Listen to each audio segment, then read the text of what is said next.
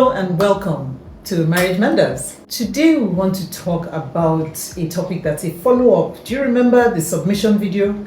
If you haven't watched it, you really do need to watch it. And don't forget, if you haven't subscribed already, that's one of the first things you need to do, subscribe. So welcome. Today we're going to be talking about the sequel. I promised you guys that we're going to do a sequel on submission. Submission was the part that we focused on the women in the marriage. What should a woman be doing to empower her marriage, to make her marriage more likely to work? And we handled that quite nicely, I think. I liked your feedback. Thank you so much. And today I'm so excited because my husband is here and we're going to be discussing. I want us to pick his brains because his brain, he has only one brain. Want to pick his brain and hear a man's perspective.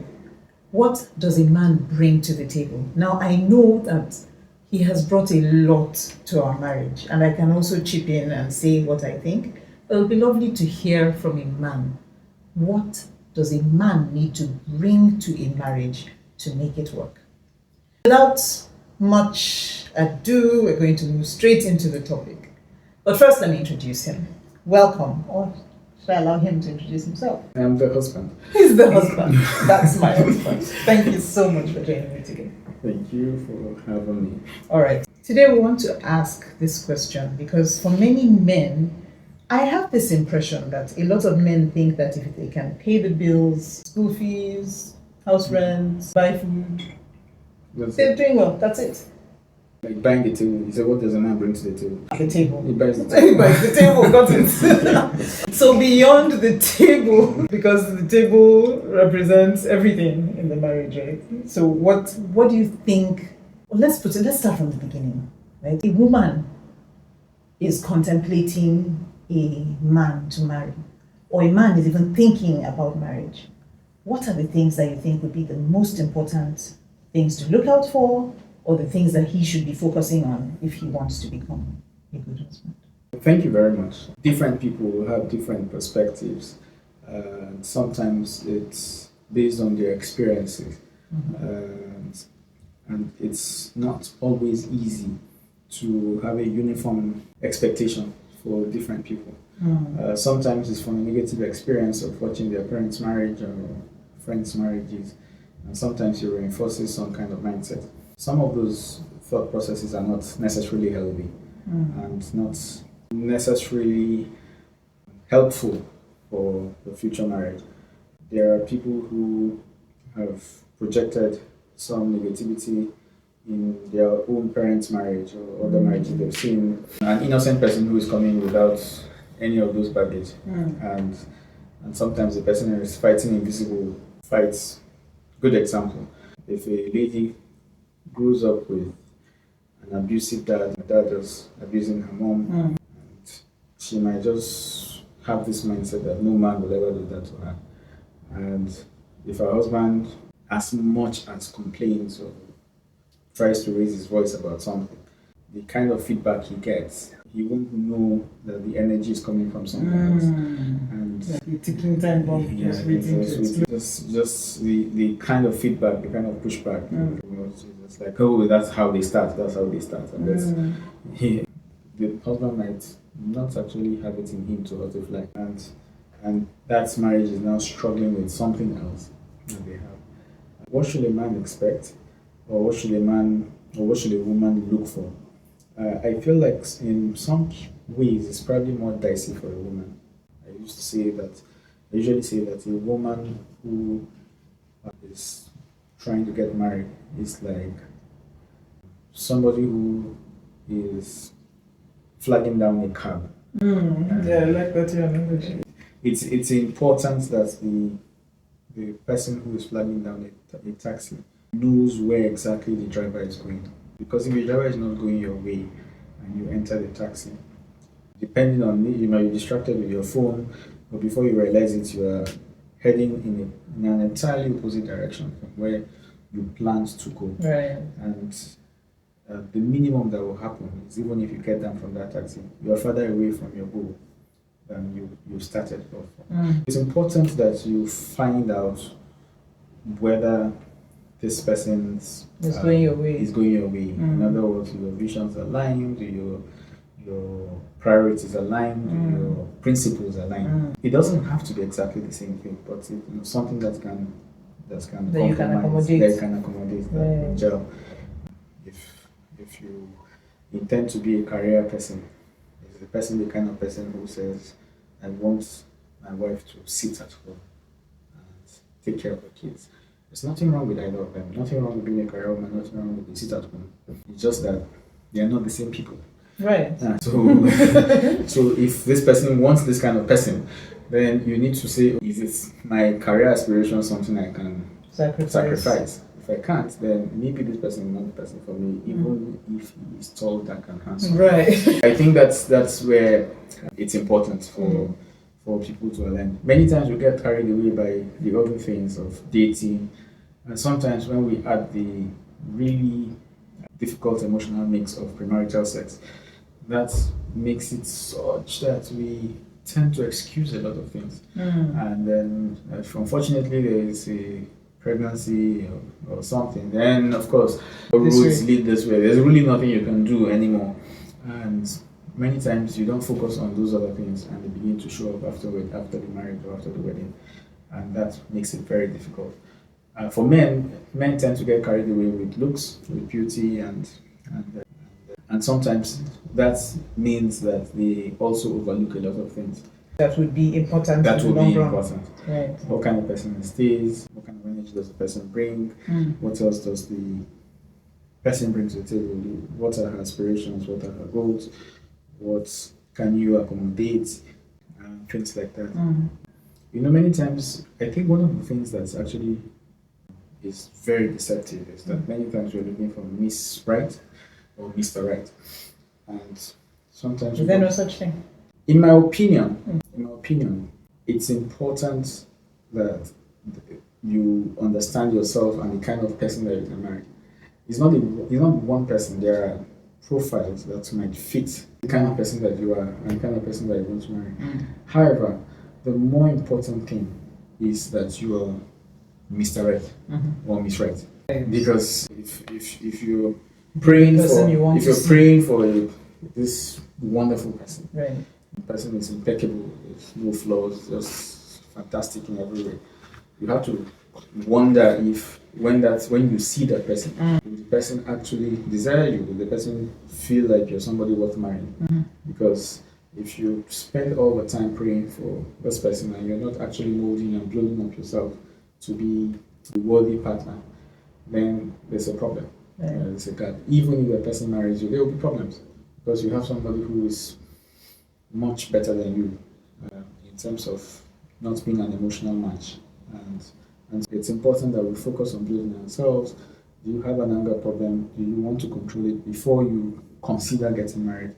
Do you have a problem with your prayer life or whatever it is that's important to you? Do you have an aspiration problem? Do you have a problem with your ambition? Do you have a problem with focus? Do you want to be the best version of yourself? Let me interrupt you there. Thank you for bringing this up. This matter of ambition or aspiration problems. What do you think about young men who don't really have any aspiration? I think that's becoming a common trend, and it's sometimes a bit difficult for women to navigate. What do you think about that? Is it that something has gone wrong, or is this just the type of person they are and it's good for a woman to know? And how would a woman even recognize that before marriage? Well, if you see somebody who is passionate about where he's going, usually it will come up. And if it doesn't come up, if you ask, it's something that the person will not find difficult to answer. If somebody says, oh, I want to work in NASA and I want to go to the moon, even if it's a deep-seated aspiration, if you ask them, they would say. If you see somebody who is in university final year, for example, and you're asking him what next, and he hasn't thought about the next year or 5 years from then, then you probably begin to wonder, what's going on. Because if somebody is at a crossroad of life, a benchmark, then you would usually think that the person has thought a bit about where am I going next? Am I going for youth service? What do I want to do afterwards? Do I want to go further with my education? Or do I want to work for some time? It might not be specific, but some broad headings would pop up. If you're getting very nebulous answers or you're not getting answers at all, that's a problem. It calls for a conversation. So thank you. This nebulous answers, I just want to narrow it or zero in on it, because sometimes you have someone who has good answers, like the NASA example. Now, personally, we've been married for 20-something years. We have friends, we've moved from one town to another. I don't know anybody that is in NASA. Okay. Like, that's like a very good extreme example of an ambition, right? Yeah. Young girl meets young man who is aspiring to go to NASA. Where do you draw the line between not being supportive of a dream or writing off somebody on one hand versus believing in them and supporting their dream? Because somewhere down the line, this person is either going to really achieve that goal or come close to it, or completely it was just a pipe dream, pie in the sky by and there's nothing to it. How does a girl know the difference? Well, for me, there are two things to focus on. One is this person an absolute dreamer? Everything is just a pipe dream, and the difference is that there are no specifics. So if somebody wants to go to NASA, what is he doing about it? How are his grades? Does he have strong points in maybe, I don't know, physics or whatever? Is that what he's doing? Is he applying for scholarships already? Is he aspiring to? Is there something? Is there a roadmap that you can see, or is this just dream? There are people who I have met. I know someone who I've met who wants to be a billionaire. He's wanted to be a billionaire for the last 20 years. How's that going? I think he's probably a bit poorer than when I first met him. But I think the important thing is that he doesn't really have any plan, because it's just a wish. It's just a wish. If you see somebody who is serious about the plan, you know that even if this guy doesn't achieve it, he'll make a good attempt at it. Right. So that's one. The second thing you need to look out for is how adjusted is the person, because you need to be realistic enough to know that if it doesn't work out, that's not your whole life gone. There are some people who can be so focused on something and they really cannot tolerate and they can't cope when that thing doesn't work out. So they just become bitter and disappointed, and then they tend to lash out at people around them. You don't want to be around such people. Right. If you look at it, that's a bit more difficult to judge. But you will see the way the person handles disappointments or in other parts of life. And you will know, is this person adjustable? Can they adjust to failure? Can they learn from it and move on? Or is this the kind of person that would take it out on everything around them? It's a more difficult person to support. Right. But if you see somebody who is saying, this is my plan, in the first year this is what I'm going to do, I'm going to do this, by the second year this is where I expect to be, this is how long it will take me, then you know that that's a serious person. But if you see somebody who doesn't have a plan, just has an ambition, that's a wish. So I think the thing is focus. If you focus on the right things, all you need to do is to just keep communicating. If you keep communicating and asking the right questions and saying the right things, you will get it. You will get it. Because I'm just thinking that there's some people who may have a wish, that may be all they have, and then the lady may come into their lives and help them to structure the plan. Is that possible? Would that work? It's possible, but nobody can own your plan. Nobody can own your plan. There's an amount of passion and consistency and dedication that is needed. That needs to come from within. Yes, for the plan to come to fruition. Right. And the person who is supporting from outside will find it easier to support if if that thing is there. The truth of the matter is that yes, there are people who can need an external push and get an external push, but you don't want to start like that. True. Thank you so much. For our viewers, now, you notice that we've been talking a lot about work. We're talking about the man, what he brings to the table, and you're probably wondering, is it work that he's bringing to the table? Well, if you look at it from the perspective of the Bible or the world generally, you find that it's easier to help someone. As a woman, we talked about the woman's role being helping and supporting, right? That you're helping someone who's doing something. So that thing he's doing, it's important to have clarity on what it is, where you are going to come in to help. That's why we've been talking about that. But really, let's maybe we should shift from that focus a bit. Is it just work? Is that all? No. But you think that's important? It's important for a number of reasons. Okay. One of them, of course, is that part of what the man brings to the table is provision. The man is supposed to provide for his family. That's what the Bible says. That's the expectation in a biblical home, that the man is the provider. Now, of course, the woman can also be a co-provider. A woman can actually be making so much that the man's provision is small, really infinitesimal. But that's not normal. That's not usual, rather. It's not normal. It's not common. But I believe that the man's role is to provide. And even if the woman is providing, it doesn't mean that the man should shirk that responsibility. Should just fold his hands and say, well, my wife has a lot of money, I don't need to provide. I think that the man should still provide. There tends to be a lot of difficulties in situations where the man is solely dependent on the woman for provision. And sometimes, even if the woman is not insulting him, sometimes he feels insulted. Because that's not his comfort zone. That's not not comfortable. That's not a comfortable place. It's we've seen so many versions of it. So that's one. Two, a lot of men, their achievement in whatever they're doing gives them a sense of who they are, and when you see a situation where a man is not able to do that anymore, that tends to hollow out that confidence that the man has. And then there's also him having to deal with expectations and what the society is saying. And sometimes that just undermines not just him, but the marriage. Because if people start talking and he can't take it.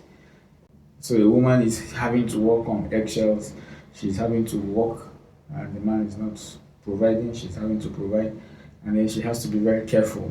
If people come to do some work around the house, she has to be very careful that she doesn't pay them directly. Maybe she gives her husband money to pay, so that it doesn't look like they seem that God still need to pay you guys. It's just an unnecessary discomfort, difficulty, stress that's placed on the marriage. But isn't that more a function of society? It is, but you see, we're not living in isolation. So there's that pressure from outside as well. Anyway, what else does a man bring to the table apart from providing? I think that it's a man's role to protect. He should protect his family. Protection does not have to be physical, but you should think about it. You should think about it. If your child wants to go out in the dark, it's important to think about it. Okay, no, this is not safe. This is not good. You were telling me the other day how growing up your dad used to boil water for bathing. And in my mind, he feels like this is probably the safest thing. I don't want any of his children to get burnt by hot water. So I will take that responsibility. And so that's part of what the father does. He's protecting, he's the shepherd, protecting your sheep. There's a loud noise. He's the one that will go and check what's happening. Check what's going on. Make sure that the doors are locked on the night. Those different things that come in that give the people around you, the people under your care, that sense of being protected. Then there's the priesthood. If you're a Christian, this is what we believe. that the hierarchy is from God to Christ, Christ to man, man to woman, and then the children under them. There's a responsibility of being the priest of the home, of making sure that the children are getting the instructions that they should get, and the wife is also part of that circle. Yeah. So, but for me, by far, and probably the most crucial thing that a man should be bringing to the table is leadership.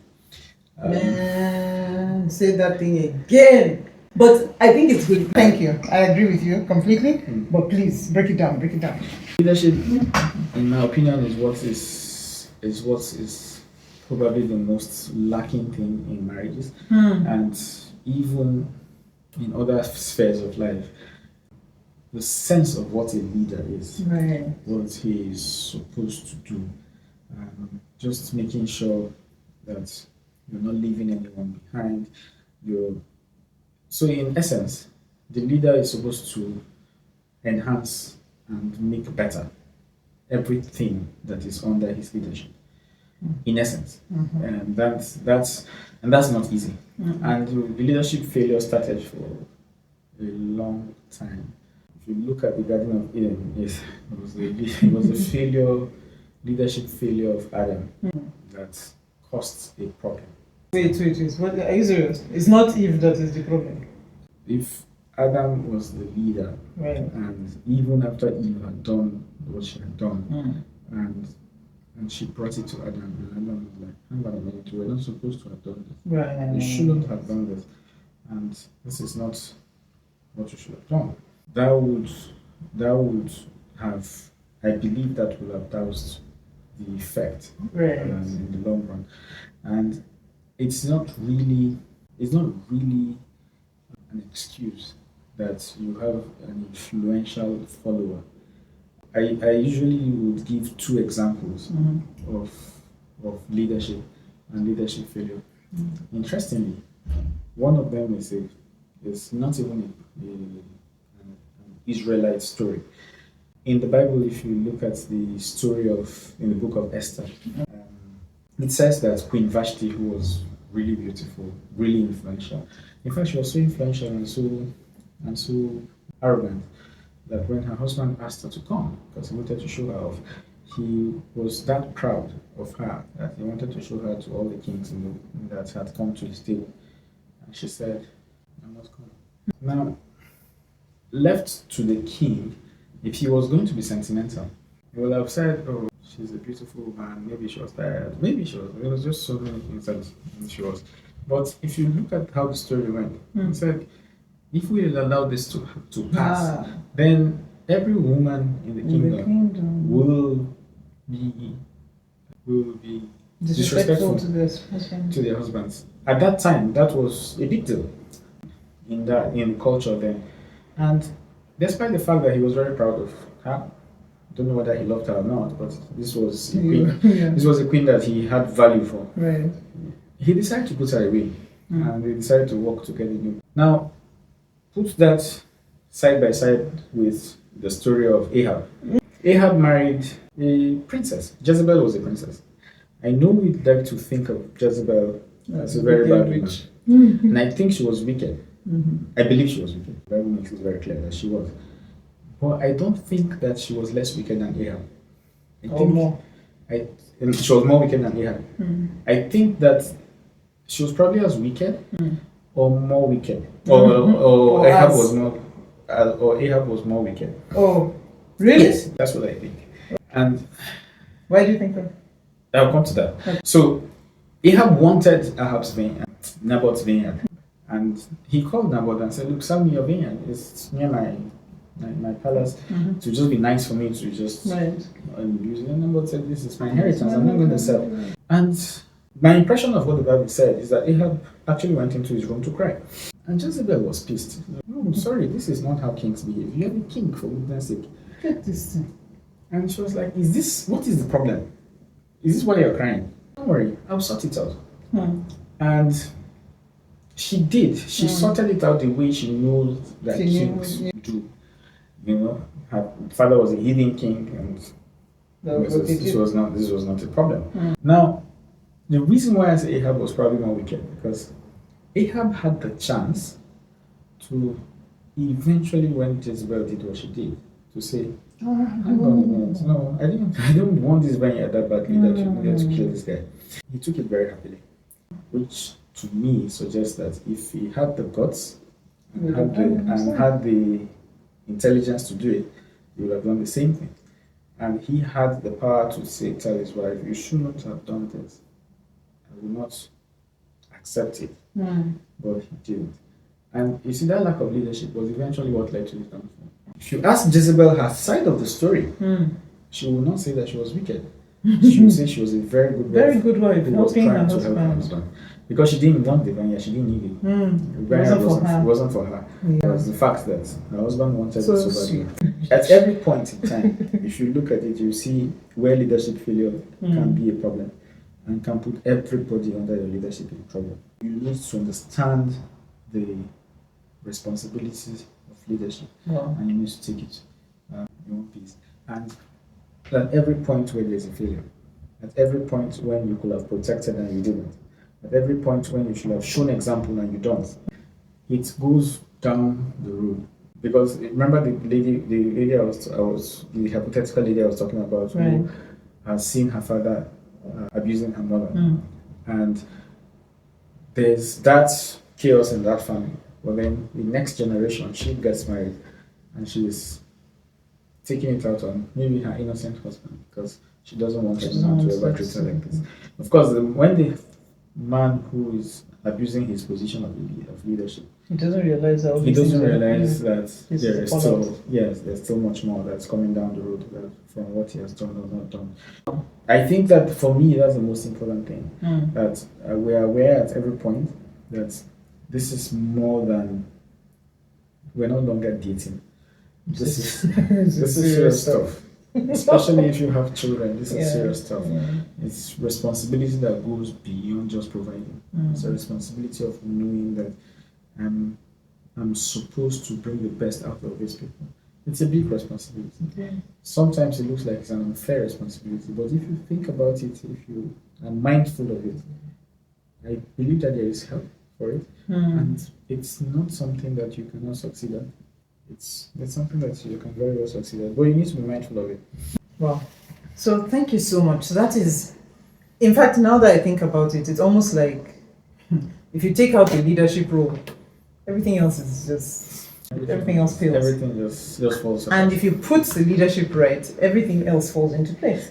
Because you can't. What kind of leader would you be? A good leader inspires. A good leader would be a good example. A good leader will show example, and a good leader would support. And because there will be times when your child gets disappointed, or when there's a failure, or when there's fear to take on responsibility. There will be times when you need to be stern, you need to be firm, because you need to show an example, you need to put a marker down, you need to draw lines and say you can't cross this line, this is important. You need to work to the child's best interest despite their wishes, against their wishes.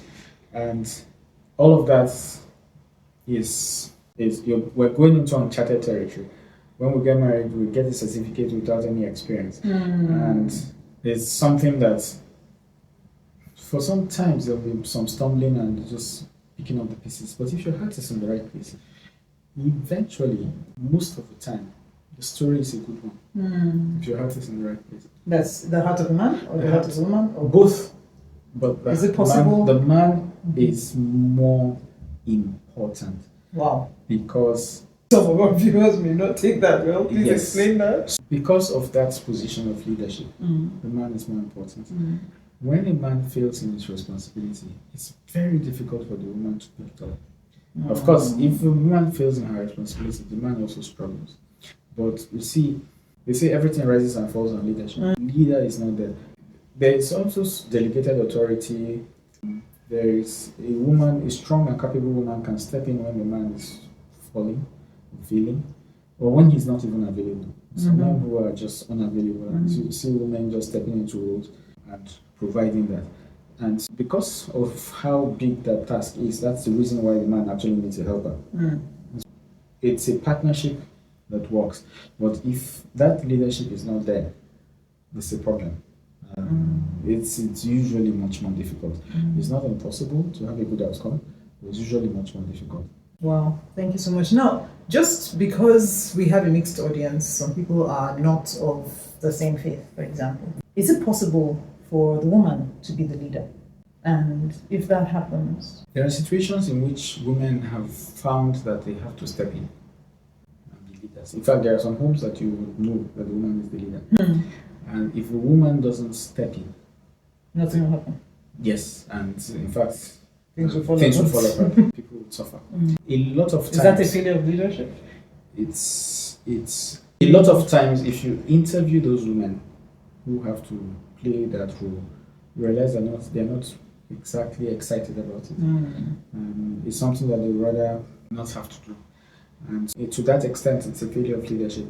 However, we do know that you don't marry a perfect person. Yeah. And there may be a place where this person is weak, and it's important to support them and to cover them. Yeah. And that's not unusual at all. In fact, that's actually usual, the usual thing. I've said several times how I was, for us, I leaned a lot on your financial discipline because I wasn't disciplined, and that has helped.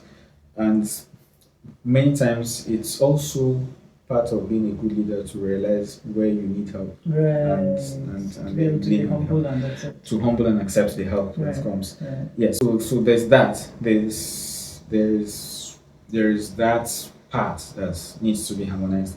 For me, it's not really about. There's a faith part, but it's about principles, and the principles that work. They work. So the principles that work. They would work. Yep.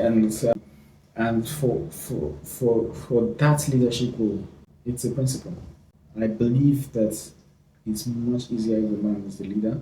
I believe that that's the way it's structured to work, where the man is failing and the woman has to step in as a support system.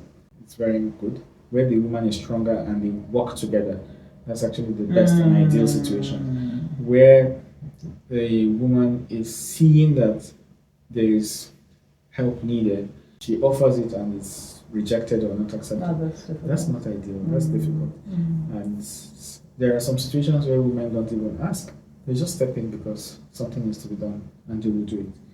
And sometimes they get resented for it. Of course. So that just makes it very difficult.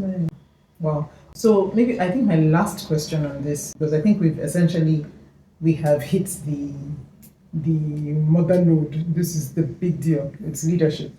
Really, that's the main thing for a man, right? So, but what do you think about how do we teach leadership to young men or to children? How does a man imbibe that, own that leadership thing and know that, okay, look, as I'm looking for a wife, as I'm looking to build a family, this is the main thing. How do they get to know, or how do they get to learn it? Is this something that can be taught? Is it something that's just natural? How does it come about? What do you think? I don't think that's an easy question. How did you learn? Or how did you learn? I think that it's a mix of what you're seeing and then what you're hearing, maybe what you're learning in terms of what you're reading, what someone has told you, and all of that. But it's important that the consciousness of the responsibility of what you do is told you. For example, I am a doctor, and I think one of the most important things that I realized about being a doctor is that the patient is trusting you. The patient who comes to you is trusting you. The trust is probably the most vulnerable trust possible.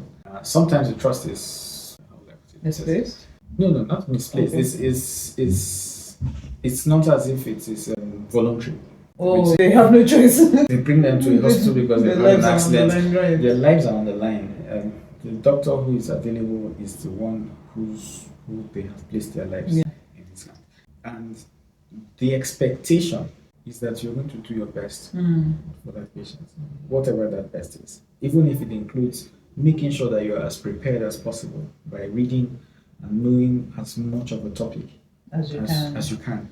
And so for me, just getting to understand that even when I was reading towards my exams, I realized that this is not just to pass the exams. It's the fact that somebody might need this knowledge one day, might be required of me, and it might save a life. And so that became something that changed the way I approached medicine. And so if you want to be a successful father or successful, so the patient. So just knowing that you were having this responsibility that is having to be a husband, be a father, and the outcome of this generation of people that are under your care is dependent on what you're doing.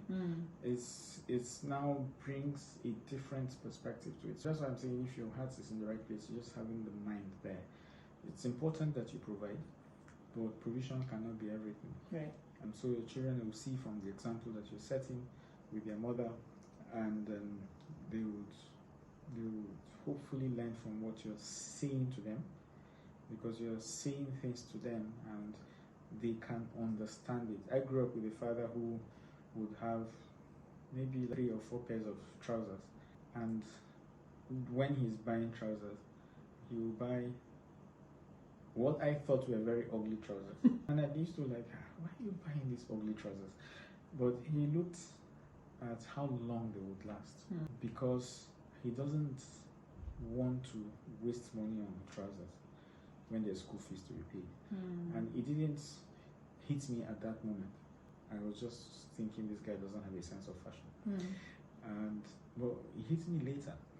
I got to understand later that he had his priorities very well set, and for him, trousers were very low on the priority list. And it's those kind of things, and those kind of things that you see, those kind of conversations that you have. And unfortunately, we don't always have a home where boys can learn these things. And the responsibility for us is to try and be as communal as possible. When my father's generation was growing up, it was the whole community that raised the child. And the fact that your father was late was not an excuse for you to be wayward, because somebody else will step in. And when we have opportunities, and opportunities might come in communities, in the mosque, in the church, where you might have the opportunity to mentor or guide a young person, you also have that mindset that it doesn't have to be my child for me to show an example. It doesn't have to be my son for me to show him or tell him what can happen.